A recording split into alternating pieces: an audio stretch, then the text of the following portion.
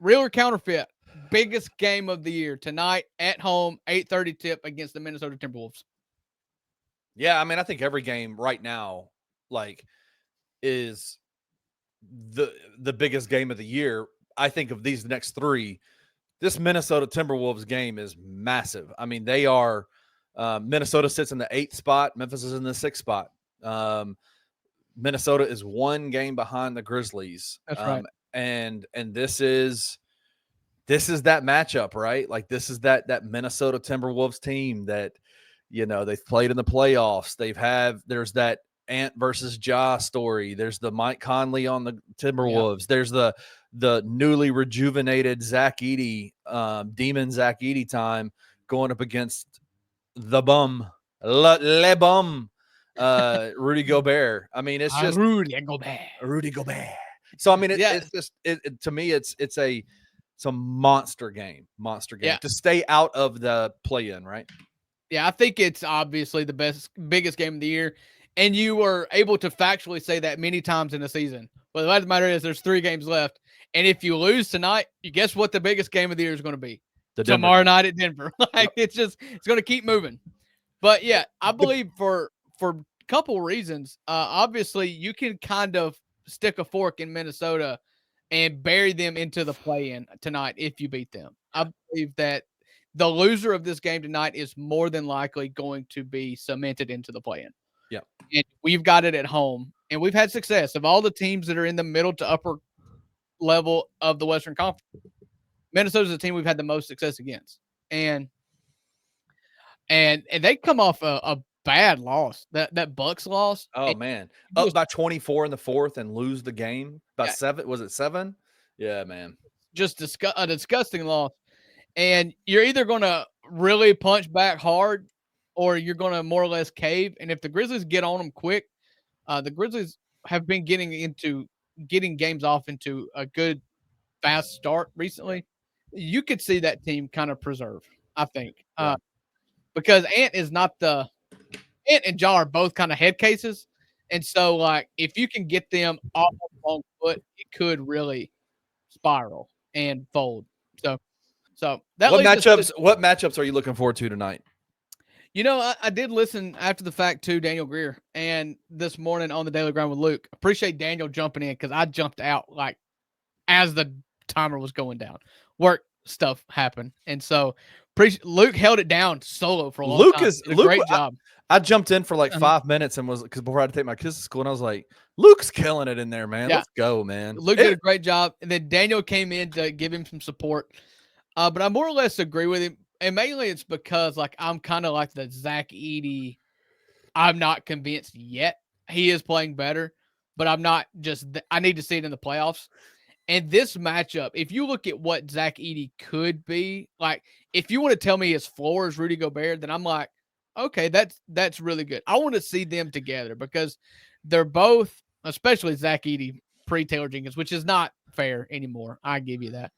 But it's like the defensive end was a problem for Zach Edey, and I'm still not convinced that defense is not a problem for Zach Edey.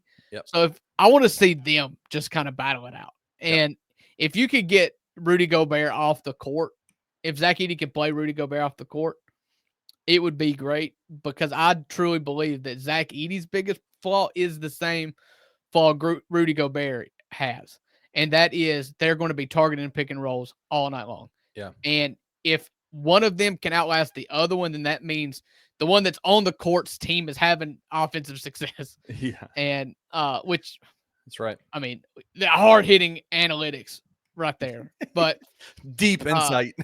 I just really need to see Ant and Mike Conley and Gobert. They all like to run the pick and roll. And Gobert's really good at catching lobs at times. And so being able to excel when you're being targeted is my biggest fear with Zach Edey because I know in the playoffs he will get targeted, as will John Morant for that matter. Yeah. So if he can hold up in the pick and roll, which you're going to get a heavy dose of tonight. Well, this is where I hope that coaching matters because I would highly suspect that Tomas Isolo will have some kind of adjustment to a target of Zach Edey, right? Like instead of the way that Jenkins did it, where it was like, oh well, we've got to accept the switch here, and we got Right.